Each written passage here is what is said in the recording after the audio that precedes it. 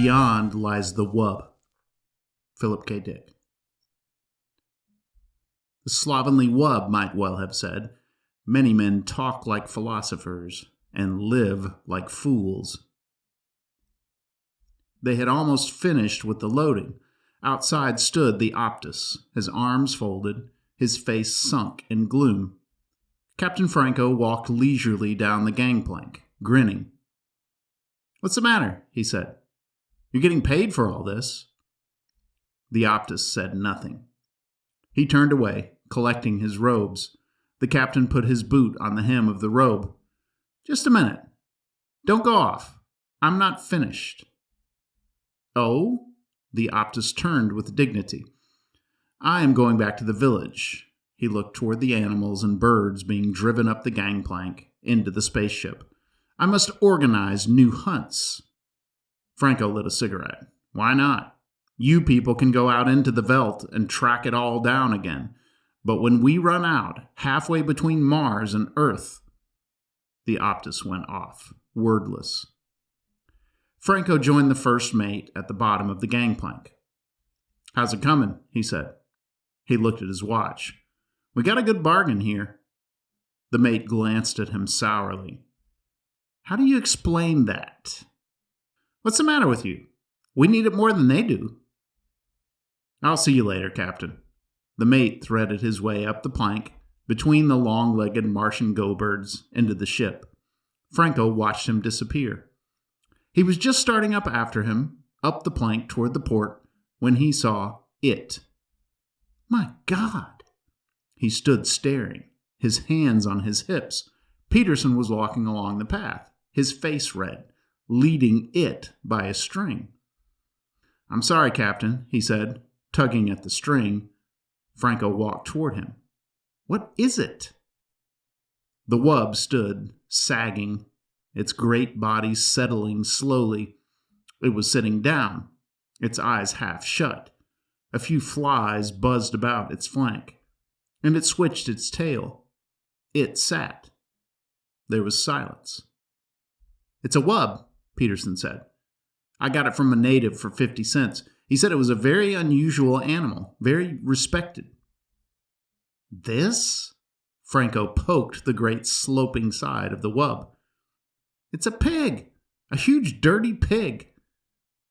"Yes, sir, it's a pig. The natives call it a wub." "A huge pig. It must weigh 400 pounds. Franco grabbed a tuft of the rough hair. The wub gasped. Its eyes opened, small and moist. Then its great mouth twitched. A tear rolled down the wub's cheek and splashed on the floor. "Maybe it's good to eat?" Peterson said nervously. "We'll soon find out," Franco said. The wub survived the takeoff, sound asleep in the hold of the ship. When they were out in space and everything was running smoothly, Captain Franco bade his men fetch the wub upstairs so that he might perceive what manner of beast it was. The wub grunted and wheezed, squeezing up the passageway. "Come on," Jones grated, pulling at the rope. The wub twisted, rubbing its skin off the smooth chrome walls. It burst into the anteroom, tumbling down in a heap. The men leaped up. "Good Lord," French said. "What is it?" "Peterson says it's a wub," Jones said. "It belongs to him." He kicked at the wub. The wub stood up unsteadily, panting. "What's the matter with it?" French came over. "Is it going to be sick?" They watched. The wub rolled its eyes mournfully. It gazed around at the men. "I think it's thirsty," Peterson said. He went to get some water. French shook his head. "No wonder we had so much trouble taking off. I had to reset all my ballast calculations." Peterson came back with the water. The wub began to lap gratefully, splashing the men. Captain Franco appeared at the door. "Let's have a look at it." He advanced, squinting critically. "You got this for 50 cents? "Yes, sir," Peterson said. "It eats almost anything. I fed it on grain, and it liked that. And then potatoes and mash, and scraps from the table, and milk. It seems to enjoy eating. After it eats, it lies down and goes to sleep." "I see," Captain Franco said. "Now, as to its taste, that's the real question. I doubt if there's much point in fattening it up anymore. It seems fat enough to me already. Where's the cook? I want him here. I want to find out." The wub stopped lapping and looked up at the captain. "Really, Captain?" the wub said. "I suggest we talk of other matters." The room was silent. "What was that?" Franco said. "Just now?" "The wub, sir," Peterson said. "It spoke." They all looked at the wub. "What did it say? What did it say?" "It suggested we talk about other things." Franco walked toward the wub. He went all around it, examining it from every side. Then he came back over and stood with the men. "I wonder if there's a native inside it," he said thoughtfully. "Maybe we should open it up and have a look." "Oh, goodness," the wub cried. "Is that all you people can think of? Killing and cutting?" Franco clenched his fists. "Come out of there. Whoever you are, come out." Nothing stirred. The men stood together, their faces blank, staring at the wub.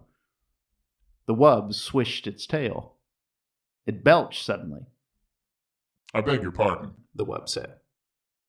"I don't think there's anyone in there," Jones said in a low voice. They all looked at each other. The cook came in. "You want to meet, Captain?" he said. "What's this thing?" "This is a wub," Franco said. "It's to be eaten. Will you measure it and figure out—" "I think we should have a talk," the wub said. "I'd like to discuss this with you, Captain, if I might. I can see that you and I do not agree on some basic issues." The captain took a long time to answer. The wub waited good-naturedly, licking the water from its jowls. "Come into my office," the captain said at last. He turned and walked out of the room. The wub rose and padded after him. The men watched it go out. They heard it climbing the stairs. "I wonder what the outcome will be," the cook said. "Well, I'll be in the kitchen. Let me know as soon as you hear."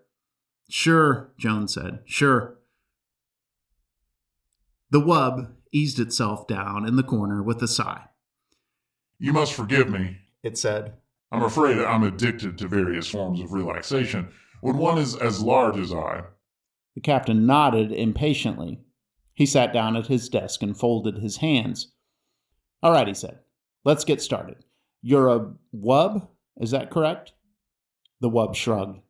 "I suppose so. That's what they call us, the natives, I mean. We have our own term." "And you speak English? You've been in contact with Earthmen before?" "No." "Then how do you do it?" "Speak English? Am I speaking English? I'm not conscious of speaking anything in particular. I examined your mind." "My mind?" "I studied the contents, especially the semantic warehouse, as I refer to it." "I see," the captain said. "Telepathy, of course." "We are a very old race," the wub said. "Very old and very ponderous. It is difficult for us to move around. You can appreciate that anything so slow and heavy would be at the mercy of more agile forms of life. There was no use in our relying on physical defenses. How could we win? Too heavy to run, too soft to fight, too good-natured to hunt for game." "How do you live?" "Plants, vegetables. We can eat almost anything. We're very Catholic. Tolerant, eclectic, Catholic. We live and let live. That's how we've gotten along." The wub eyed the captain. "And that's why I so violently objected to this business about having me boiled.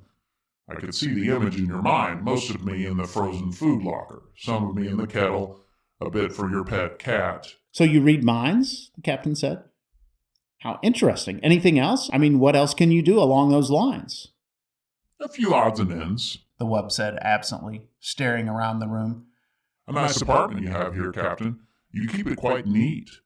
I respect life forms that are tidy.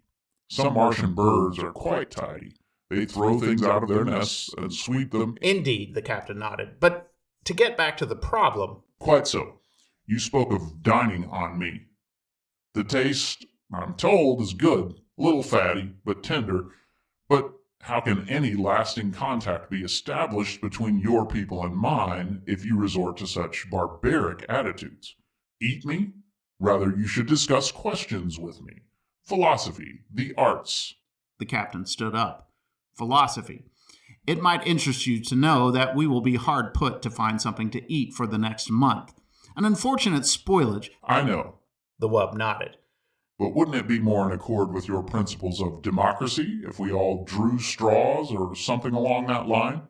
After all, democracy is to protect the minority from such infringements.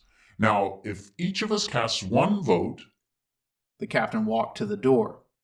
Nuts to you, he said. He opened the door. He opened his mouth.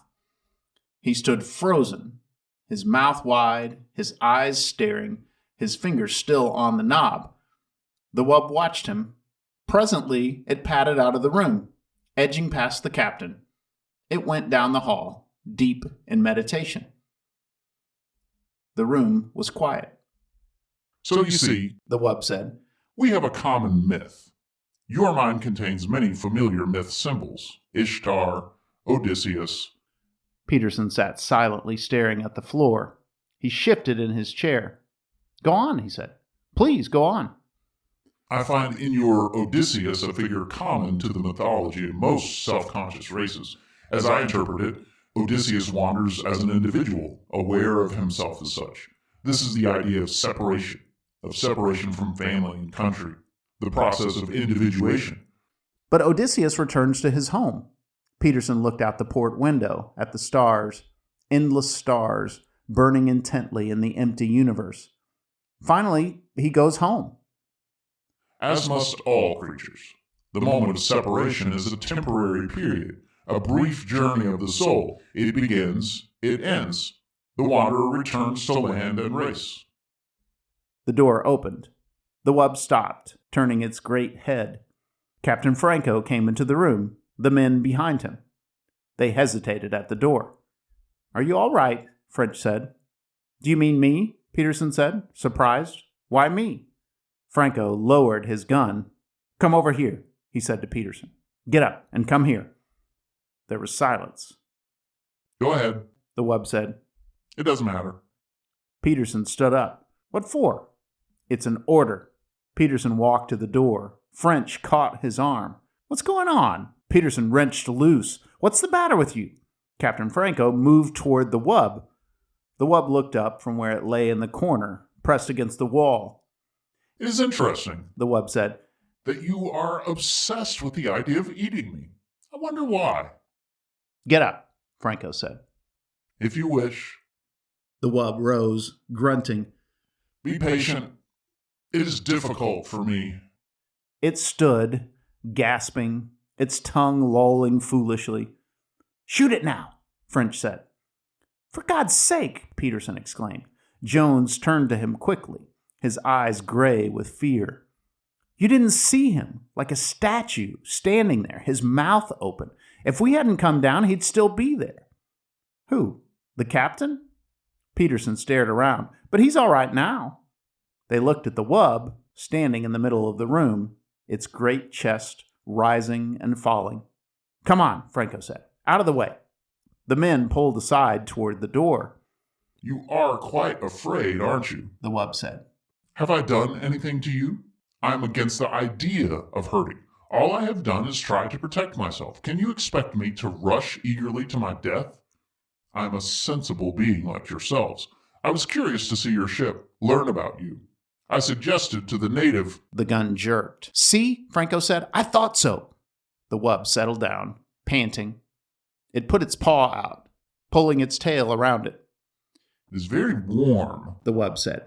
I understand that we are close to the jets. Atomic power. You have done many wonderful things with it, technically. Apparently your scientific hierarchy is not equipped to solve moral, ethical. Franco turned to the men crowding behind him, wide-eyed, silent. I'll do it. You can watch. French nodded. Try to hit the brain. It's no good for eating. Don't hit the chest. If the ribcage shatters, we'll have to pick bones out. Listen, Peterson said, licking his lips. Has it done anything? What harm has it done? I'm asking you. And anyhow, it's still mine. You have no right to shoot it. It doesn't belong to you. Franco raised his gun. I'm going out, Jones said, his face white and sick. I don't want to see it. Me too, French said. The men straggled out, murmuring. Peterson lingered at the door. It was talking to me about myths, he said. It won't hurt anyone. He went outside. Franco walked toward the wub. The wub looked up slowly. It swallowed. A very foolish thing, it said. I'm sorry that you want to do it. There was a parable that your savior related. It stopped, staring at the gun. Can you look me in the eye and do it? The wub said. Can you do that? The captain gazed down. I can look you in the eye, he said. Back on the farm we had hogs, dirty razorback hogs. I can do it. Staring down at the wub, into the gleaming, moist eyes, he pressed the trigger. The taste was excellent. They sat glumly around the table, some of them hardly eating at all. The only one who seemed to be enjoying himself was Captain Franco. More, he said, looking around. More? And some wine, perhaps? Not me, French said. I think I'll go back to the chart room. Me too, Jones stood up, pushing his chair back. I'll see you later. The captain watched them go. Some of the others excused themselves. What do you suppose the matter is? The captain said. He turned to Peterson. Peterson sat staring down at his plate, at the potatoes, the green peas, and at the thick slab of tender, warm meat. He opened his mouth. No sound came. The captain put his hand on Peterson's shoulder. It is only organic matter now, he said. The life essence is gone.